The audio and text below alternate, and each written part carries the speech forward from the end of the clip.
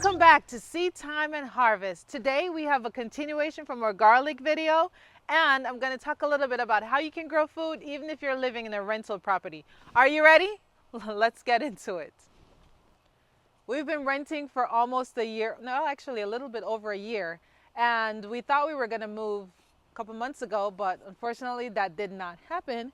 And I had a pile of soil right here with my compost and some watermelon. I had a callaloo and some different greens growing. So I said, okay, since we're not moving, why not contain the soil so that it doesn't get washed away?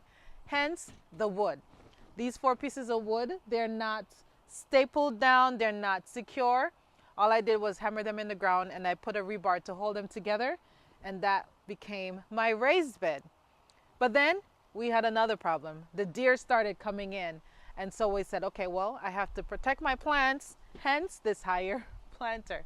And it just kept going. We had some plastic over it and some all sort of contraptions just to keep the plants safe, which it did. But that time has passed.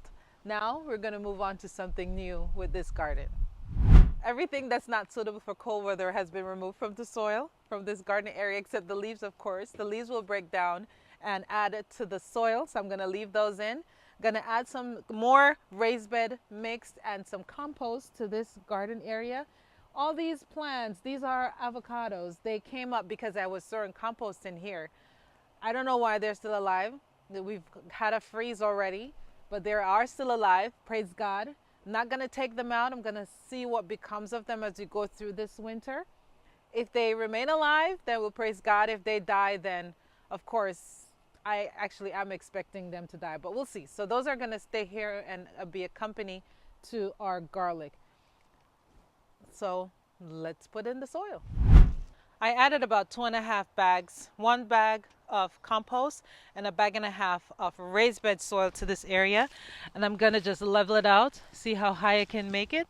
I'm not going to add any more because, as I mentioned before, this is not our permanent home. This is not our country property. We're just passing through, and while we're passing through, of course, since we got to eat, I like growing.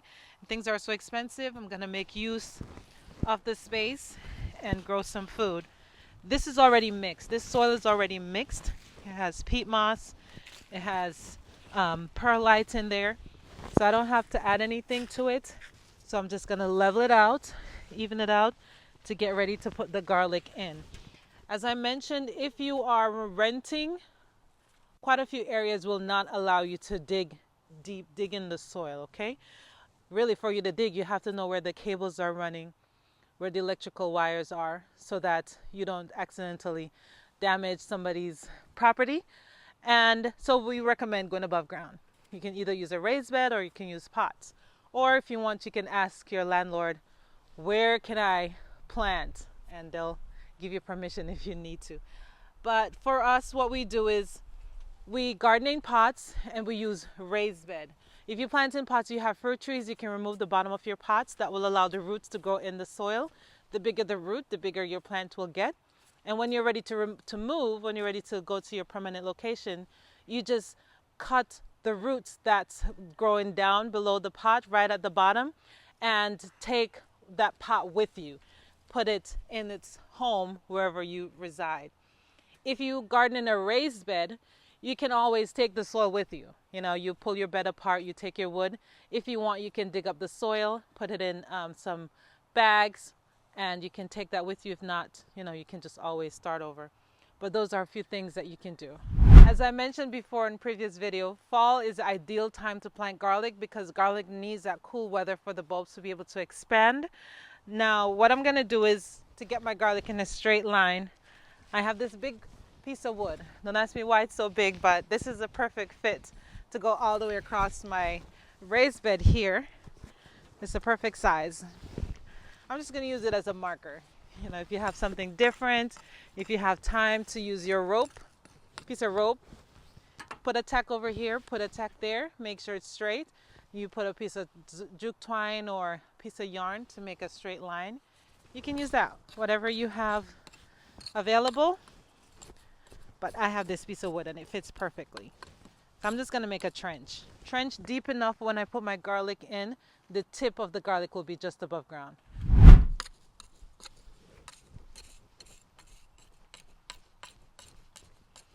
I could put my hand in the dirt since I have gloves on, but if you don't have gloves on, then just be careful. As this is soil and it's fall and you have bugs trying to hide wherever they can find somewhere to overwinter. So if you're going to use your hand, just be careful. Keep an eye out for scorpions or centipedes or spiders. Next, I'm going to peel back my garlic bulb. I'm just going to pick out the biggest cloves, and those are the ones that I'm going to use in the garden. So just the bigger ones.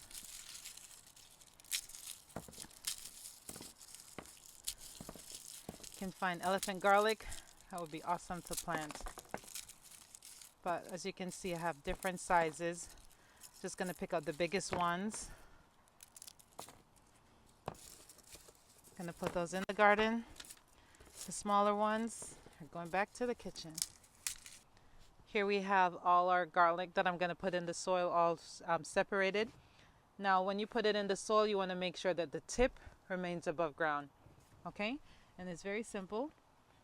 We're going to put them in the trench all along, and then I'm going to cover them over. Spacing of your garlic, you want to put them about 3 to 4 inches apart. Make sure your soil is loose. The garlic will have to swell, and you don't want to have any obstruction.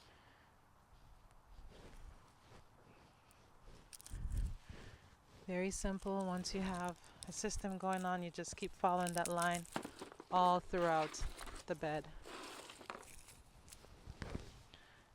Tip up, the base will give a root. It's going to overwinter in the garden. Spring, your garlic will start to shoot above ground, and then by May, June, you should be able to have a harvest. We're going to lightly cover our garlic, ensuring that the tip is above ground. That's where your shoot is going to come through for the new plant. Now, everything inside this bulb is going to feed the plant until it sends out root and the shoot, then it starts producing food for itself.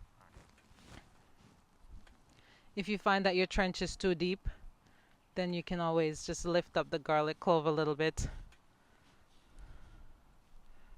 so that it's not buried too deep.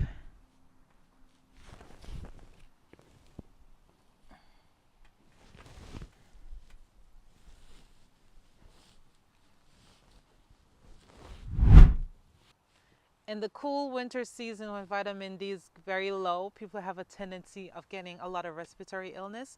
Celery is good for building your immunity, and it's ideal to plant and consume during the winter season. So that's why we're adding it in the garden.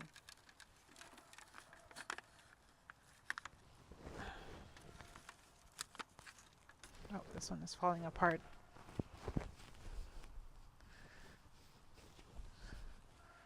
When you plant celery, just to remember, celery is a crop that loves water, okay?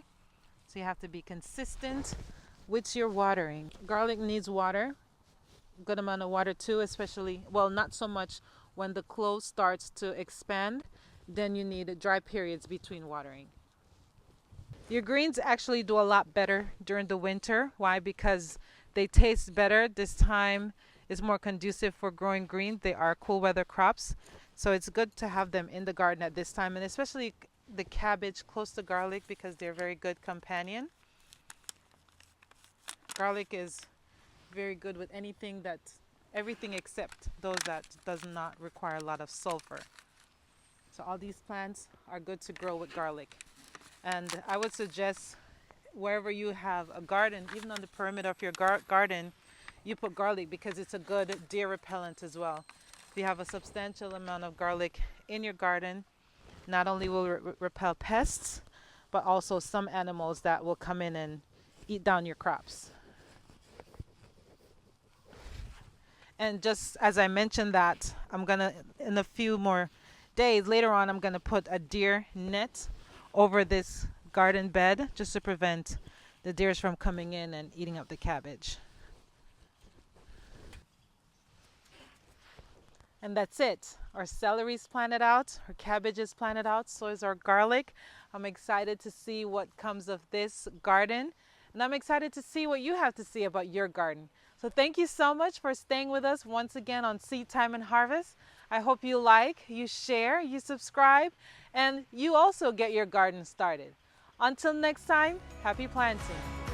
Bye.